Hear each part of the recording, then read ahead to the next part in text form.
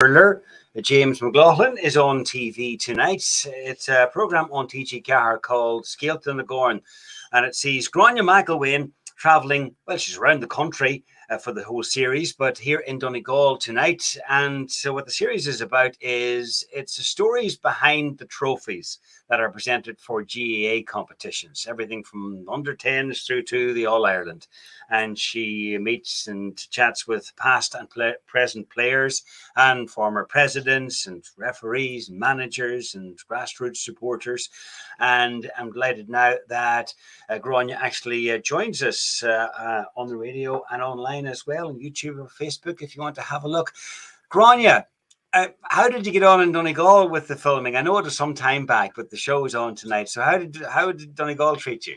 Donegal treated me very well. It was great. We had fantastic time, as we've had in all the counties that we visited over the past number of months for the series. As you mentioned there, it's been a lovely series to be involved with, John, because as I didn't realize, but there's over 2,000 pieces of silverware, GAA silverware around the country. So we haven't covered all those pieces of silverware now in this series.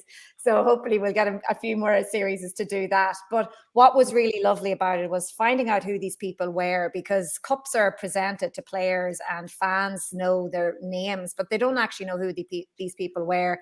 What were their connection with the GAA, how important they were in terms of, you've mentioned some of the people that we've spoken with, but what I loved about it, and the whole tagline of the GAA is Tá áit dúine le gan, there's a place for everyone, and we definitely found that throughout the whole series. Like we found people that had been heavily involved in obviously administration, but also people that had just been volunteers, that had just actually turned up at their club over the number of years and had been involved, and cups were named after them. So it was lovely to hear those personal stories, and also what it meant to their loved ones having a cup named after them. So it was a real I suppose microcosm and insight into the history of our country as well, just finding out when these cups were presented at different times throughout the past decade. So very, very enjoyable. Well, we hear the names of the cups, and then when the competition comes around and it gets to the final, and it just sort of the name becomes part of the lexicon, if you like. And the really big ones, the national ones, there's the Sam Maguire and the Liam McCarthy. But you go around to all the different counties and find out the stories behind and the characters behind the cups that are given out locally, and as a result, you're digging into GAA history, but also just general local history. 100%. And what's really interesting about Donegal, and obviously we know it's a very proud footballing county, but it's also a very proud hurling county as well. And you mentioned the lovely James McLaughlin, who we spoke with. He's appears first in our program actually tonight, and he's talking about Bert hurling, and obviously that connection that dates back maybe to the 15th century, like when hurling would have came over with the plantation, with the Kilmarnock and Shinty that would have came over from Scotland, and how that tradition has stayed in Donegal and in Bert in particular, and just what it means to them. And obviously, you know, we've heard the stories of Cuchulainn and Setanta and the hurling and all that as well. So, you know, just to have that connection and going back to that time. So, you know, hurling's very, very proud tradition as well. And even what was really interesting, what we found as well, that hurling in the north would have been much stronger in the north of the country at the beginning, and now obviously it's very, very strong in the southern part of the country compared to the northern part of the country.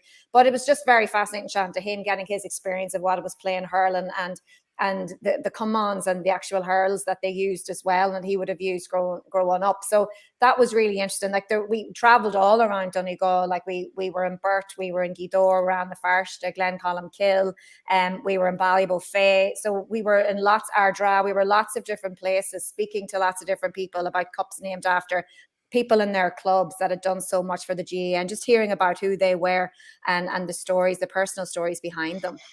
Well, you see, it's a great concept, because if you follow the cups and you try to get the stories behind the cups, then straight away you're digging into local history and local characters, and you've done that. And obviously, I went around a lot of the county, and when it came to hurling and finding out the history of hurling and camogie here in Donegal, which a lot of people mightn't be familiar with, would be seen as, you know, more of a footballing county, then you're going into the history of the GAA and delving down into the grassroots. So it's a great way to not just find out about the GAA, but also a community.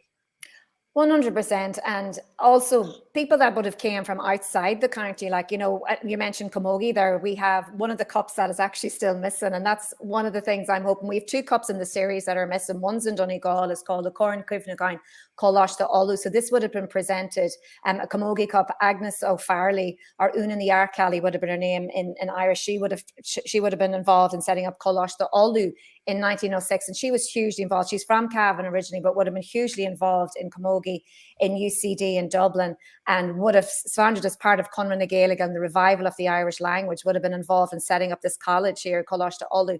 And what she did was had sort of camogie cup, presented this camogie cup, and Clahanneely would have been one of the teams that have won that cup. But this cup's missing since the 80s, John, and nobody knows where it is. And it's like a cup that we'll, in next week's series as well, in Galway, the Inky Flaherty Cup, which is for a hurling cup as well, for the Connacht Senior Hurling, and Galway would have won that. And the last time that was, I think it's 1995, it's missing since then. So those 2 cups are somewhere, like they're under somebody's bed, they're in a wardrobe, they're in an attic, they're in a box somewhere. So it would be great, bar, maybe somewhere, and people are going to wonder where that cup came from. So it would be great if people look at this series and go, gosh, do you know what, I think that cup looks very like a cup that I have in my house, which we'll see in our Cork program actually did happen, John. But it's, you know, it would be great if we could find these cups and just restore them, because people obviously have a huge love of history. And the Democrat Cup is also another cup that we feature in tonight's programme as well. And that would have been presented for the Donegal Senior Football League. I think it's 1926 that would have been presented, first of all. And what you notice as well, a lot of the cups, like cups are presented by businesses like the Democrat, newspapers would have, and media would have presented cups. The clergy would have presented cups, because in that time in history, they were the people that had money that could actually present cups. And there's a huge connection to the series with immigrants, like people that have left home, who still, as we all know, have a massive affinity with their home club and their home county. So they would have raised money abroad and sent that back home as well, like to buy cups and to buy medals. So that's a huge theme going through the series as well. And it gives you that snapshot in time. And we learn about, you know, 1990, obviously, you know, we're just before Civil War, like, you know, we've black and tans, we've all that coming in. So we're seeing how Ireland would have lived at that particular time, and how people lived, and what the communications aspect of the county and of the country would have been as well. So it's a series about cups, but there's a lot of history in it as well, showing you the periods of time where the cups were presented and how people lived at that time as well.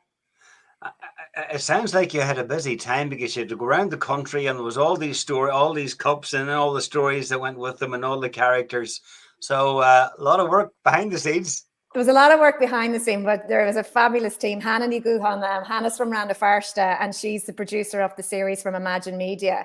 And we had great times. There's so much work done. And Humphrey Kelleher is a series consultant, and Humphrey would have written a book called Family Silver, where he would have chronicled a lot of the better well-known cups.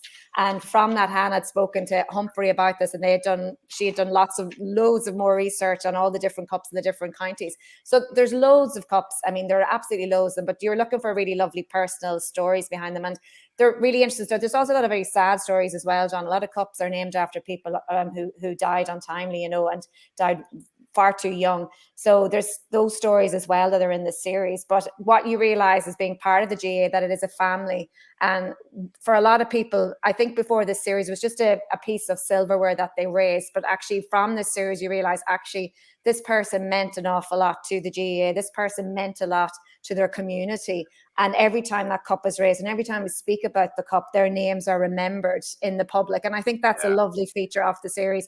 And it means so much to their loved ones. You know, you might think, oh, well, it doesn't, maybe 20 years, 30 years later, but it does, you know, because it's their memories being kept alive. And I just thought that it's been a lovely facet of the series. And it's been just such a joy as me as the presenter to speak to all the families and the people about their loved ones and about what the cups meant. Well, brilliant. We look forward to seeing the episode filmed here in Donegal tonight. It's just a reminder, by the way, that this is episode 4 in a 6-episode series. And we can see it tonight. It's called Scailth in the Corn, and it's on the TG car at 8:30. Gráinne, thank you very much. Gráinne, John. Slán.